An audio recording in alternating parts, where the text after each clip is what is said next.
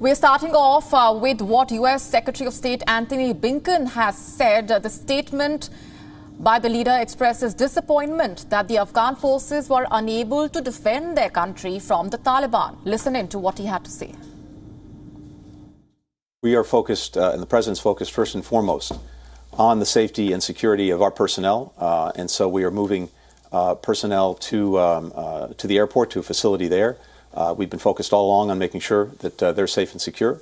The President, as you know, has sent in a significant force to make sure that we can proceed with an orderly move and getting down to a core diplomatic presence in Kabul. And we're working that very, very assiduously right now. I have to tell you that the inability of Afghan security forces to defend their country has played a very powerful role in what we've seen over the last few weeks. The fact is, we invested, the international community invested over 20 years, billions of dollars in these forces, 300,000 of them, with an air force, something the Taliban didn't have, with the most modern, sophisticated equipment. And unfortunately, tragically, they have not been able to defend the country. And I think that explains why this has moved as quickly as it's moved. For more on these developments, joining us on the broadcast this minute is investigative journalist Mikey K. He has been a part of 2 military tours in Afghanistan. In fact, in the year 2004, he led an assessment on the Afghan National Army and was also a strategic military planner in the Helmand province for British troops in 2004 as well as 2005. Thanks very much for being here with us, Mikey K. Your assessment of the statements that have been put out by the United States over the last few hours, the reaction that we just played out, Antony Blinken blaming the Afghan forces for not being able to defend their country and expressing disappointment at their inability to keep the Taliban at bay. Well, I think there's a huge disappointment. I think disappointment is probably too low a key word, that the capitulation of the provinces over Afghanistan over the last month into the hands of the Taliban has occurred at such a rapid pace. But there are some hard facts and hard truths here that the politicians within the US will have to look deep and hard on. And the first one is that the Afghan National Army is only around 20 years old. It's about 180,000 in strength. The other makeup of the forces is the Afghan National Police, and then you've got commandos as well. But it's only 20 years old, and it's got a very immature air force. And when you combine the Afghan National Army numbers, 180,000, and you overlay coalition numbers of very, very well-trained troops, NATO troops, predominantly US, but UK, French, Dutch, and so on and so forth. When you lay 100,000 coalition troops on top of that, and then the most sophisticated air powers in the world, comprising of predominantly US, but UK, French, etc. That was an entire force that held Afghanistan. And what I mean by held is that held it in a status quo that prevented the Taliban from taking over provincial capitals. But it required that nearly 300,000 strong force with the air power that we've seen and all the bombs that have dropped in order to sustain that. So for Antony Blinken to turn around and blame it all on the Afghan forces, I think is a very irrational statement, given just how junior the Afghan National Forces are, and maybe the lack of assessment of what the Afghan National Forces and the Afghan National Police and the commandos were capable of. I think the other vacuum of assessment here actually looks at the Taliban. One thing that surprised me, as you mentioned, I was in Helmand province as a strategic military planner. One thing that surprised me is that how quickly the Taliban have managed to surge across the country and get to the gates of Kabul. So there are huge questions in my mind, which intelligence authorities in the US, I'm sure, will have asked the questions of, but who are the Taliban? What entities make up the Taliban in terms of, are they all Afghan, or are there people from outside of Afghanistan who are involved in this? What are the force numbers of the Taliban? Who are supplying the Taliban? Where are they getting their ammunition from? Where are they getting their logistics from? We know how they're bankrolling themselves. That's been through opium. That's always been a problem right from the outset. But there are these huge questions about just how formidable the Taliban are and who they are. And then if you move forward on that in terms of what that might look like in the future, what is the relationship with the military arm of the Taliban to the political arm of the Taliban? And these questions are sort of unanswered as well. So I think there is a vacuum of an assessment against the actual threat before you can start basically pointing the finger at the Afghan National Army and the Afghan National Police for not being able to protect the country. There's a lot of questions that are unanswered in all of this. Indeed, and that sentiment has been shared by several of the experts we've been talking to over the last few days. The pace at which the Taliban have made those gains on the ground and the swift nature in which they have inched closer towards Kabul and where things stand at this point. Unfortunately, this was anticipated by many, but like you said, the speed at which this has taken place has been unfortunate. The Taliban takeover of Afghanistan, Mikey, carries far-reaching implications, not just for the people of Afghanistan, but also for the entire region. At this point, where do you think things stand and what lies ahead for the entire region? Well, I think they're obviously very big questions that you're asking. I think when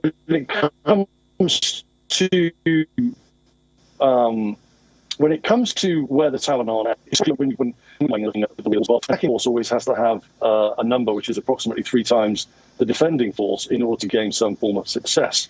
So I think the big questions now is that one of the big problems in counterinsurgency and counterterrorism for the occupying force is the hold bit of the operation. So you can capture it, you can clear it, but then the key bit is to hold it, and that's effectively what coalition forces and Afghan National Army and police have been trying to do over the last 20 years: is hold the areas that they've managed to secure.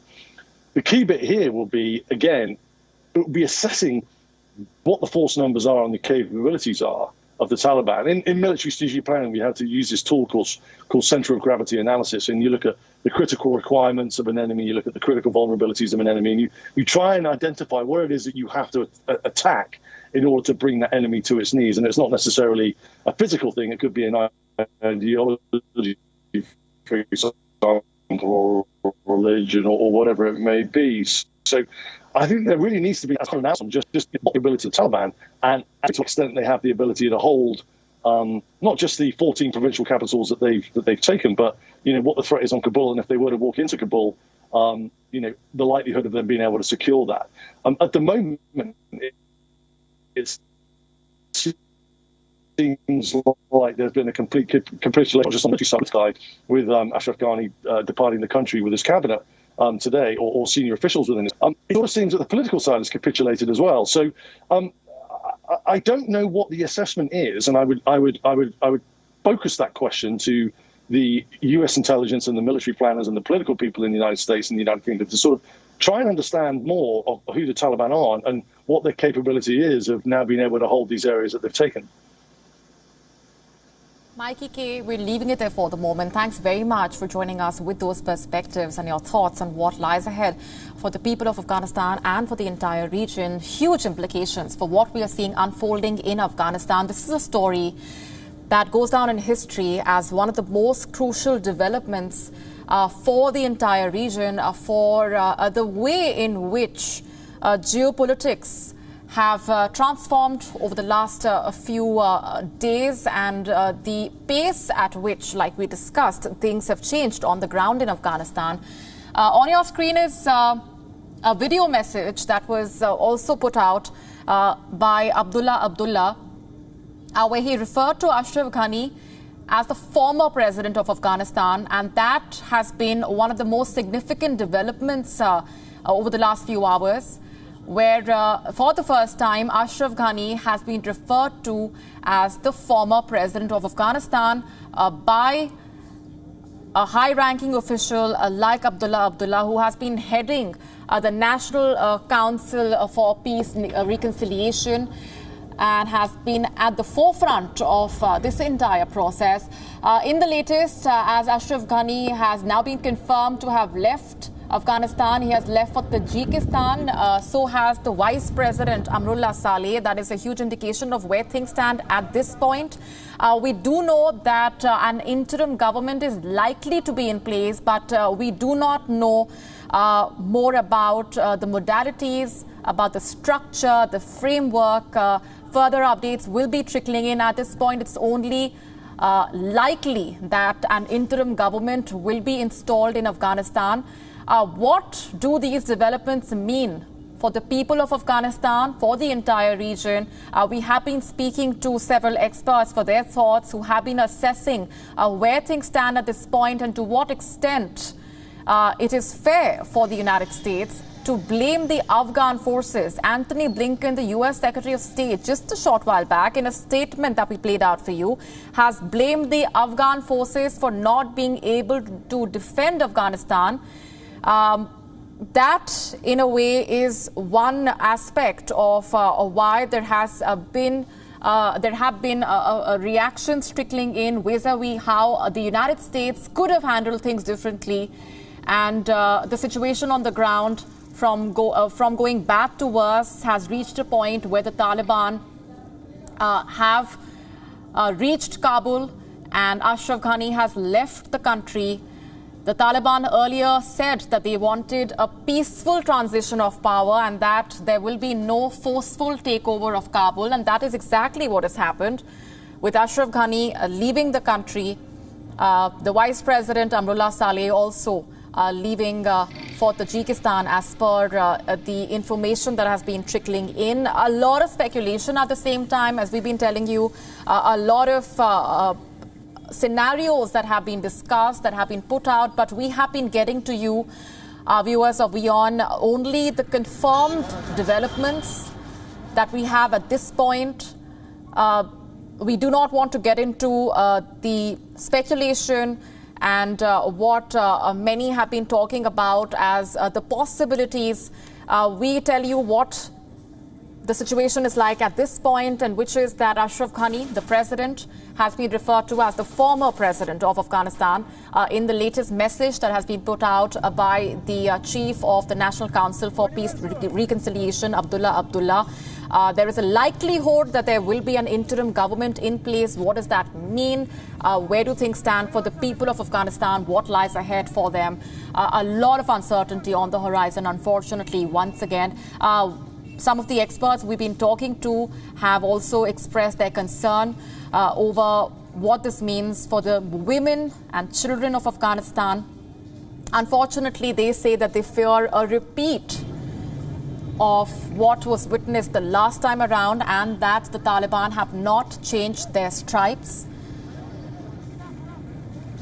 As we piece together the limited information that is coming in from Afghanistan, at this point, we do know that with the Taliban having reached Kabul and Ashraf Ghani having left the country, the worst seems to be coming true as the developments unfold on the ground. We also have been talking to several experts about the ramifications for the entire region.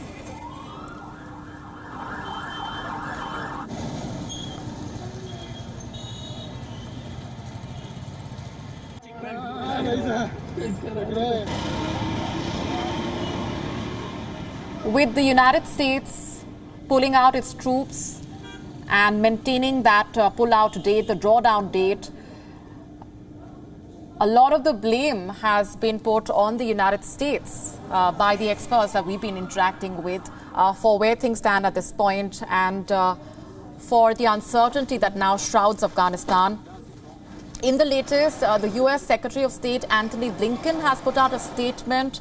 He has blamed the Afghan forces for not being able to defend their country, and that has surprised many. At the same time, has triggered an angry response on many fronts in terms of the reaction that has been coming in. Let's take a listen into what Antony Blinken had to say.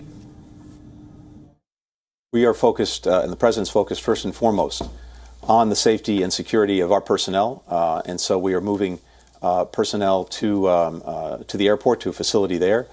We've been focused all along on making sure that they're safe and secure. The President, as you know, has sent in a significant force to make sure that we can proceed with an orderly move and getting down to a core diplomatic presence in Kabul.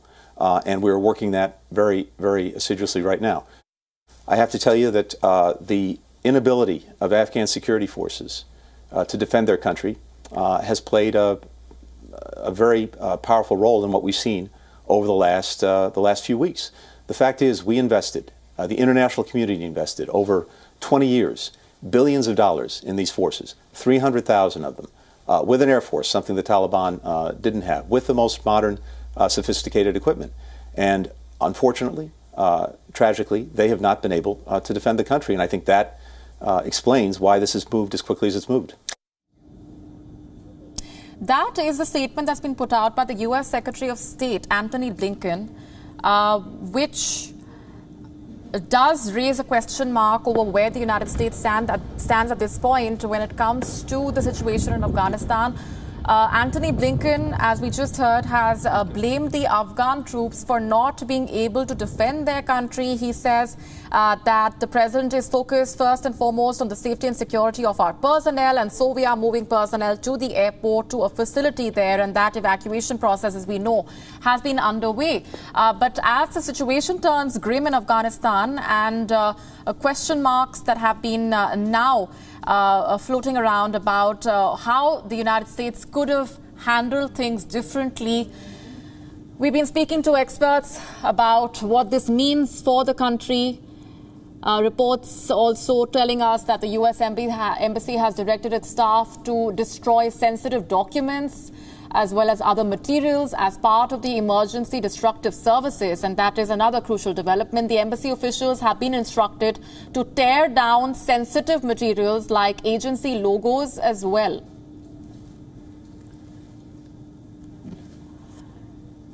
Now, as we've been saying, this development in Afghanistan and the advancement that's been made by the Taliban on the ground carries huge implications for the women and children of the country. What lies ahead for them? Unfortunately, their fate once again hangs in the balance. Joining us on the broadcast is our correspondent Mariam Vardak, who is one of the best known people to talk about what this means and what these developments really indicate about the future of Afghan women. Mariam, thanks for being here with us. Experts we've been talking to seem to agree on one thing, that the worst fears seem to be coming true for the women of Afghanistan, given where things stand. And they say that the Taliban have not changed their stripes and that they fear a repeat of what was witnessed the last time around. Well, there has been a major change in regards to how the Taliban have decided to communicate with the public. If that is to have recognition with the international community is one thing, but yes, there have been reports that women have been let go from bank jobs in certain provinces, and women have been asked to go back to home versus from universities. So it's too soon, I think, for us to tell exactly, but yes, the fear and the uncertainty for the future is very strongly present right now in Afghanistan. However, you have to look at it in a holistic context. When you're looking at urban areas, the sheikh is very strong and prominent there. When you look at the rural areas, especially in areas where young girls did not have as much accessibility to education or to economic opportunities, there hasn't been much of a change. There is a strong sense of worry amongst the women, and they, especially now that the president has evacuated from Afghanistan with his core team, who will take the discussion forward in regards to how the women's structure will be in society. This is quite concerning for all of them. Mariam, the Taliban have said that they will be following their interpretation of the Sharia, and not much is known about what that really means, as you're telling us. Might be too early to say. But to what extent are you concerned, having been there as well, about what this could mean for the plight of Afghan women and how the gains that were made over the last 20 years could be lost in, unfortunately, as many experts have said, in just a matter of days.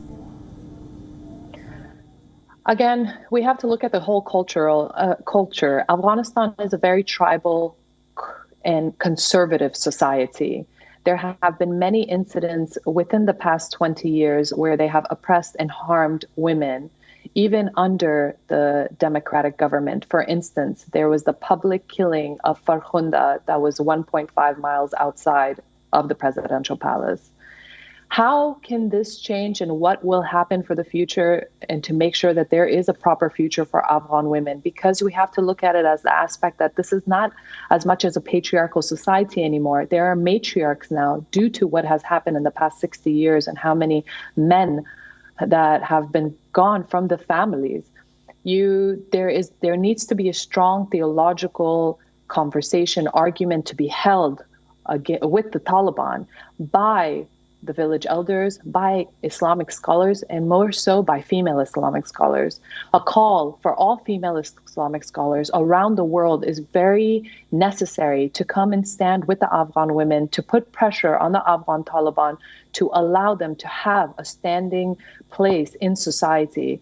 And that standing place is access to education, because within access to opportunities within our religion, within the Islamic religion, there is a lot of opportunities for women. However, religion and culture have this war and battle within Afghanistan. Even when you can excel within religion, the culture works against you.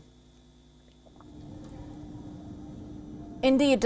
Mariam Wardak, let's also talk about what this could possibly mean for the entire region. Now, this is a development that carries far-reaching implications for the entire region, given that what happens in Afghanistan definitely does impact its neighbors at this point. Absolutely. There are strong rumors on the ground that most of the diplomatic missions will close. The only diplomatic mission that I know of that will be standing open is Russia's. The fact that any instability in Afghanistan will cause an immediate effect to our immediate neighbors and exceeding outside to the region. I think that we all need to be well informed at the fact that there are 22 active terrorist groups in Afghanistan. Criminality is on the rise. The minute the withdrawal of the troops were announced, that's when criminal activity started to increase. The concern here is what happens in Afghanistan will not only stay in Afghanistan, so the spillover effect will be in the region and in the international community. Mariam Wardak, we're leaving it there for the moment. Thanks very much for joining us here on WION World as One with those perspectives. WION now available in your country. Download the app now. Get all the news on the move.